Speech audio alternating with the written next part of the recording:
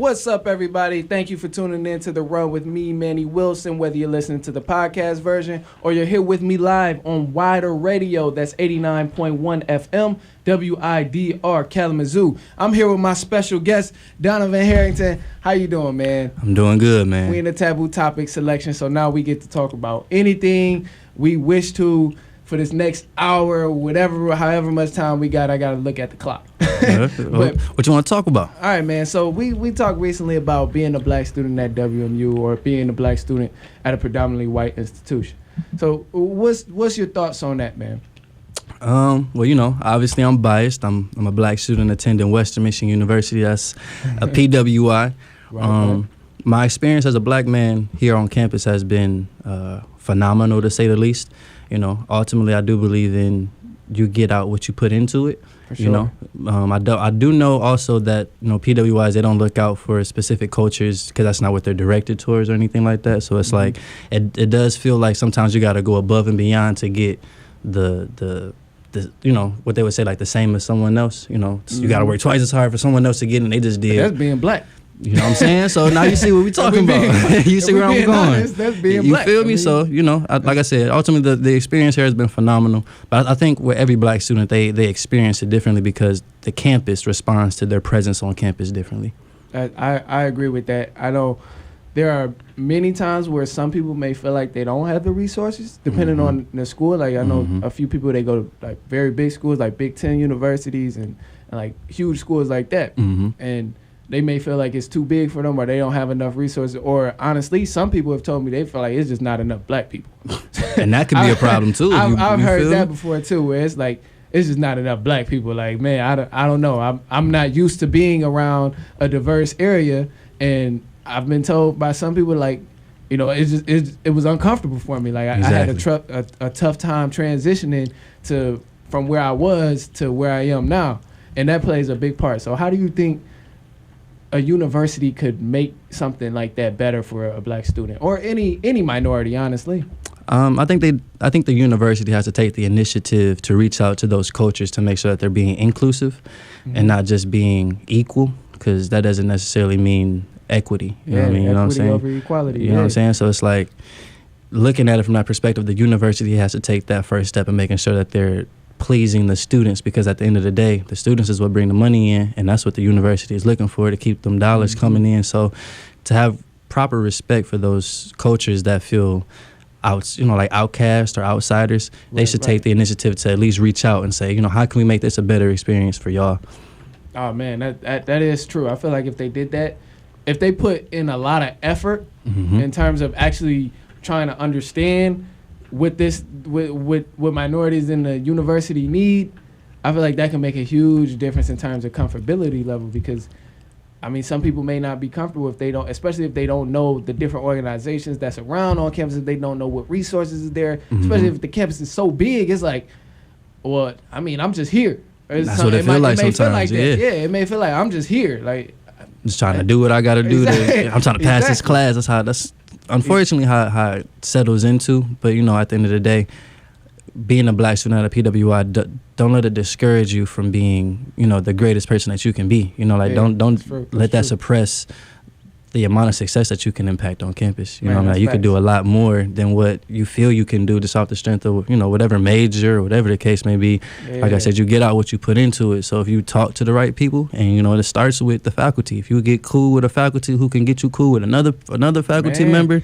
next thing you know, you doing what you know. Y'all better listen to him. I'm trying to tell you, like, free game right now, man. He putting y'all on free game. You just gotta be aware, ultimately. That's so true, man. And one thing, I had a conversation the other day, and we were just talking about like acceptance rates with different schools and like big schools and things like that. And I know here specifically, our acceptance rate is very high. Like I want to say, if I had to guess a number right off the top of my head, from what I remember, I want to say it's around like 81 or 83%. But it's a very high acceptance rate. But that means what though in terms of acceptance? Like they like just welcoming them into the university. Like you're accepted, you can attend this university. Okay. But the thing with the acceptance rate, one thing I thought of is they let all these students in and they let everybody in, but yet they don't think about whether the student is actually suitable to attend this university, or like if he's actually can thrive by attending this university rather than just being like, all right, come on, you accepted. Now give me some money, and then if you stay, you stay. If Write you don't, check. you don't. Bye, like, whatever. Yeah. So like, how you feel about that kind of situation? Because that, I mean, from a business aspect, of course, it's genius because it's like, well, I mean, it's on them whether how they to want to maximize profit. Right? Yeah. So of course it's genius, but it's like, damn, like if you really here trying to help us and trying to help whoever is really struggling to trying to go to this school and make it through this school and actually graduate, like, damn, like that's not really a cool situation to be putting people in. So like, how do you feel about that?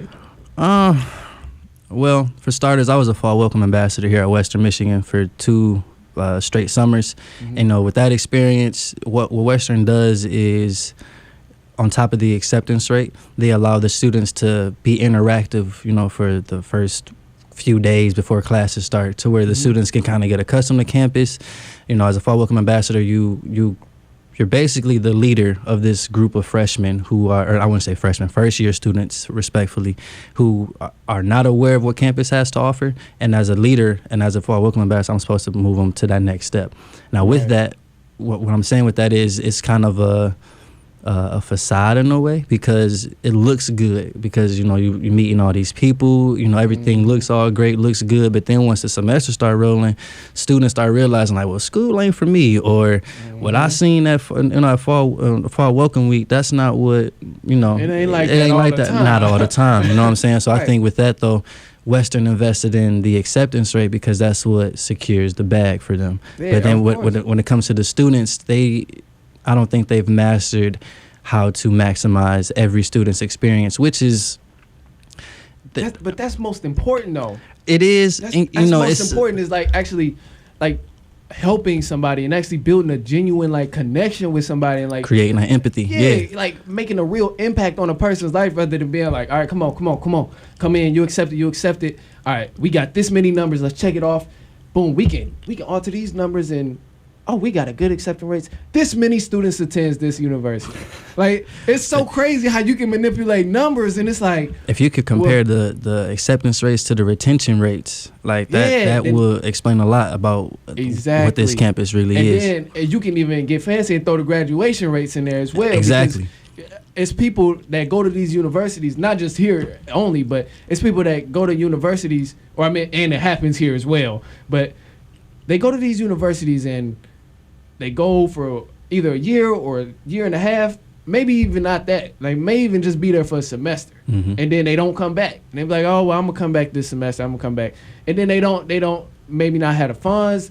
They might not have the support to do it and all of that. And then if they do make their way back, now it's like, all right, well, you back here, so just give us this money. You want to live on campus, whatever, give us the money. It's like a big money grab, and it's wild because it's almost like it's the things they're doing is for the numbers and the money more so than the actual impact on somebody's life. Like in terms of this person from that, like I've had many people impact me, and of course you're gonna have people impact you in college. Mm-hmm. That's just how it is. Mm-hmm. But it's like from the university, like the university did this and it really helped me because it helped me in this way in the future, whatever. You know what I'm saying? A little bit.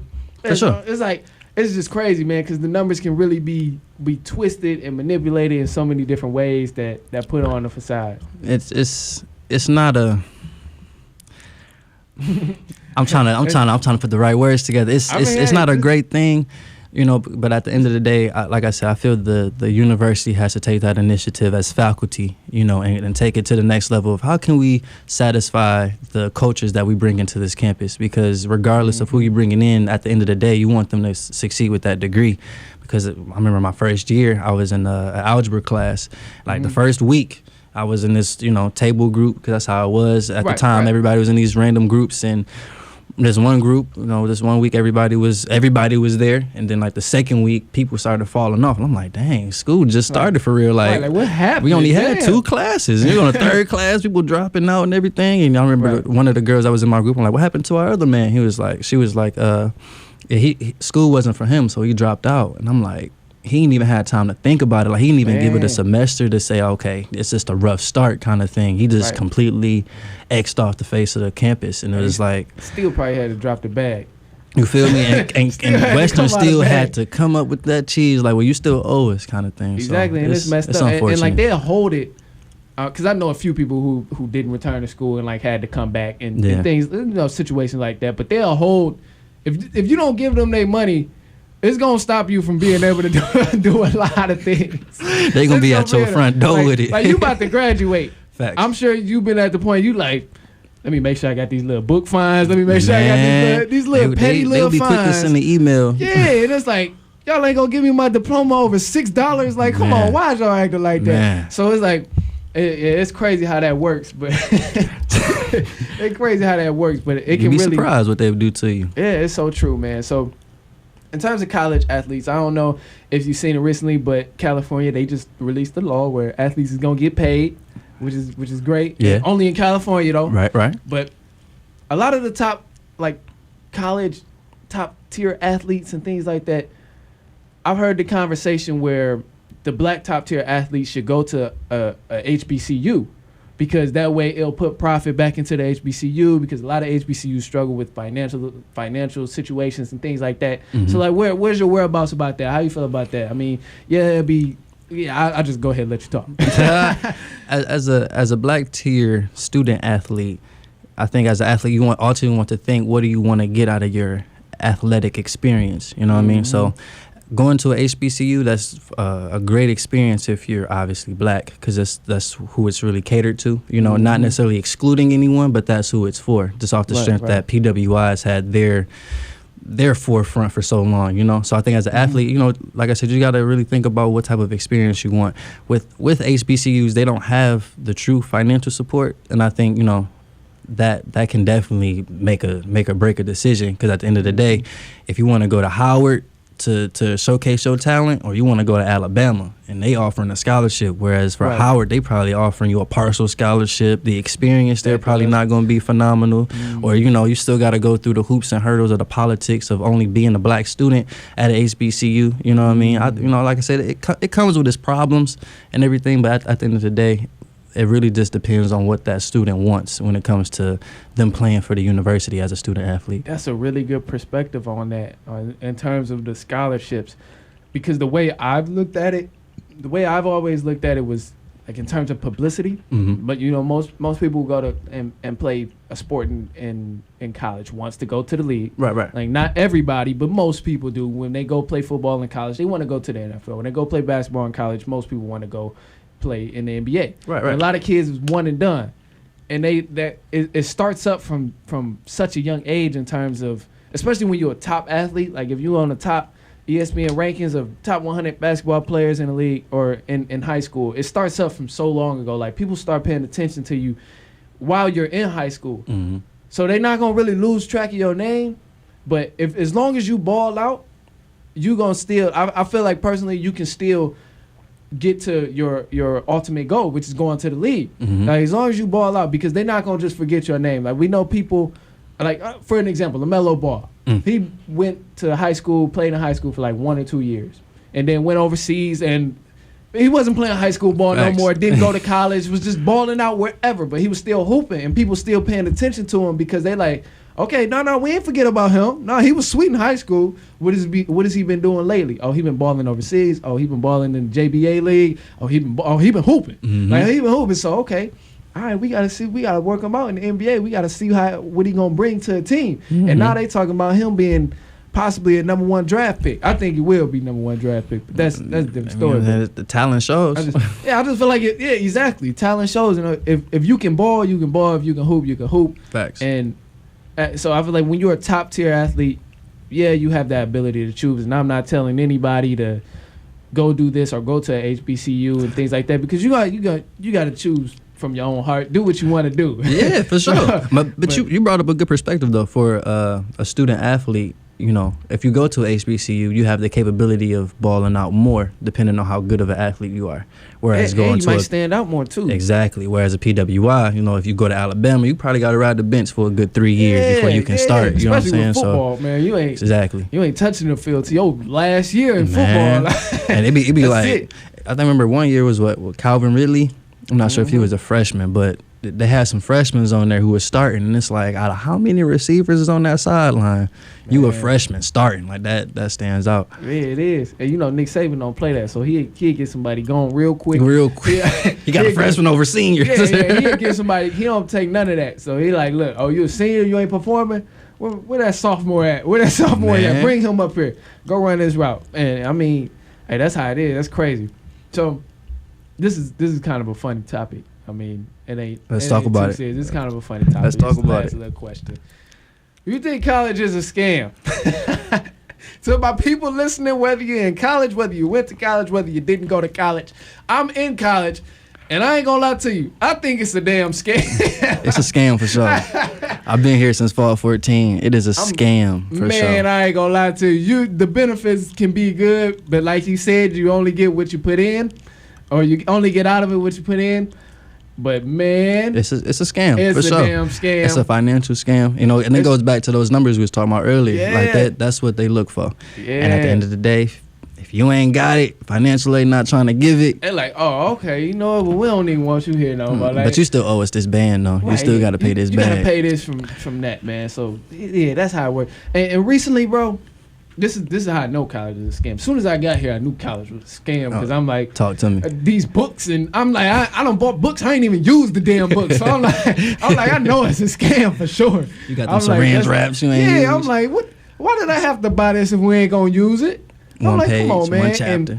And so recently, this same thing has happened to me where I just feel so personal about it because I'm like, it don't make no damn sense. I'm taking a class. It's a science class, and it's one. You got to pay for general ed courses when you can take it for a way cheaper price at a community college.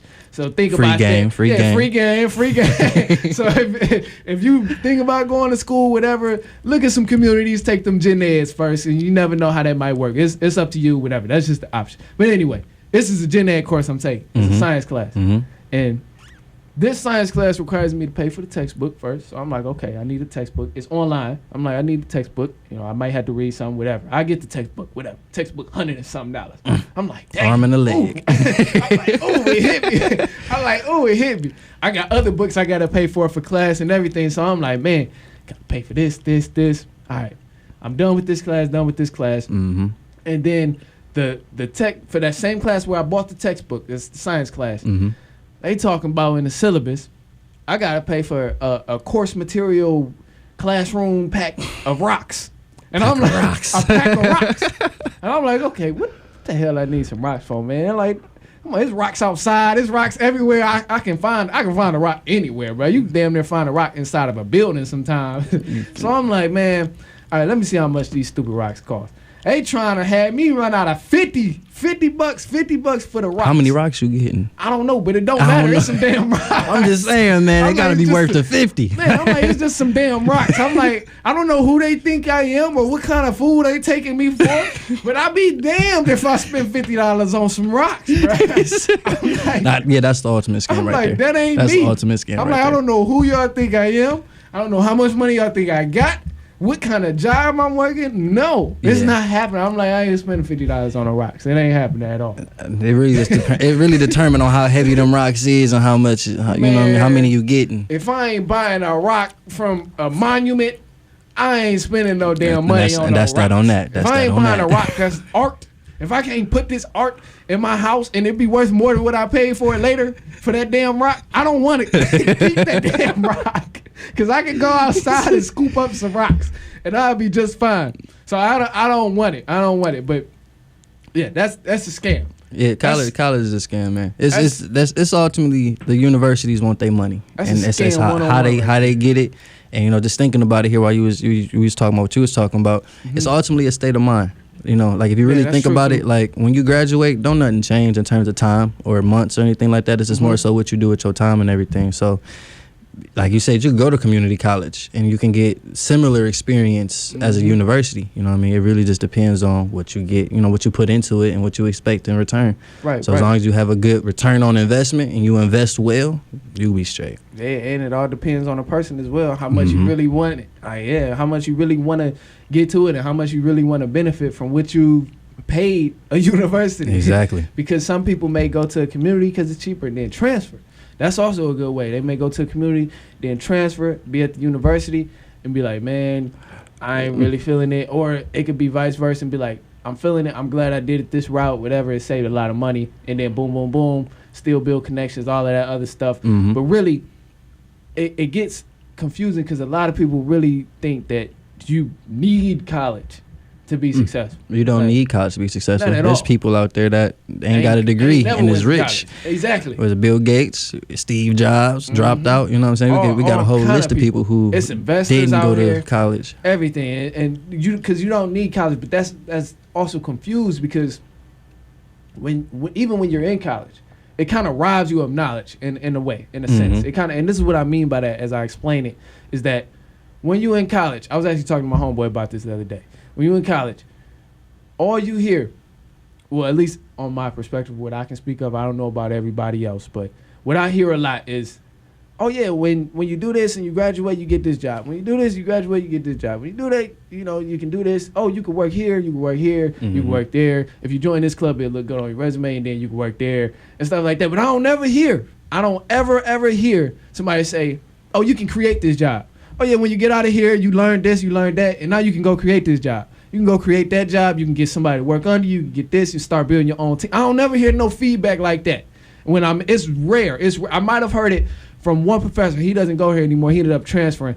He went to go get his master or something. He went to reach for higher education. There you go. He went to reach for higher education. But like we was having that conversation too, and that was a while ago, man. But it was like cool because I'm like, man, that's so true.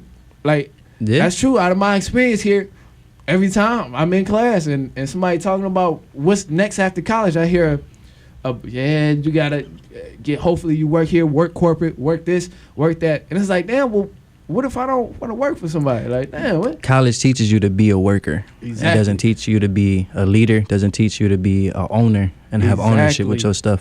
And that's why I said it comes back down to you get out what you put into it. You know what I'm saying? Exactly. So, and like, go ahead. No, go ahead. Yeah, I was just gonna say, and like, it's okay. It's okay to work somewhere right after college and take that experience to learn and reinvest it back into yourself. But they don't teach you to that part of reinvesting it back into yourself. They don't explain that part. They don't program that into your head. They program like you got to do all this extra hard work to get the bare minimum in return, and it may not even be nothing to work for somebody else. You know what I'm saying? And deal with what they want you to do and deal with. And as a business student, I can tell you that's a bunch of horse baloney. That's lame. We know the word. We know the real word for that. It's lame.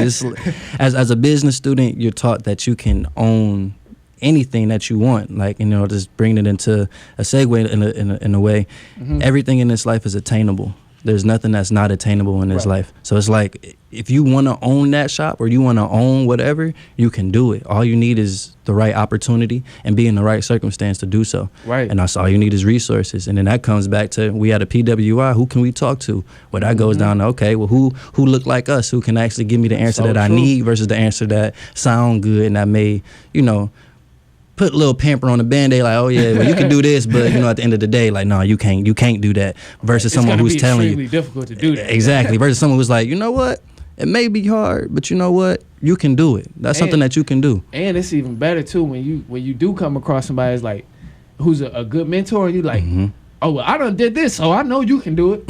Like that positive affirmation right there. That changes the scene completely, and that changes the storyline completely, because it's like, well, I done did it, so I know you can do it. I mean, I know people who done did it. I connect you, and like that's different ways of building connections. But at the same time, it's like, man, those resources are limited, especially when you're a black student at a PWI. Exactly. So it goes hand in hand. It's bittersweet, real bittersweet. Definitely bittersweet, man. But all right, that's about most of the time we got. We're gonna move on to our next section, which is our music. This is what section is this? The Run Until 5. We run until 5, man. The music request. What song you want to hear, man, before we wrap it up, man? This is, you came on the show. You did me a favor. You came on here. You talked about important things. We had a great conversation. So what song you want to hear, man? I got you. Dang. Put me on the spot. Let's see. What was in rotation on the way here? Hold on. I don't know. I had some heat playing, but as long as it's a clean version, I'm cool. It don't matter. We can play it. Okay. Because we can't play all the explicit content. I feel that. I heard that. As long as it's a clean version, we good. Hold on. If you want to think about it real quick, When I play our next selection, oh yeah, it's all good. Yeah, I did put you on the spot. Yeah, you feel me? I put you on the spot a little bit, so it's all good. All right, until then, we gonna move on to Kendrick Lamar, King's Dead.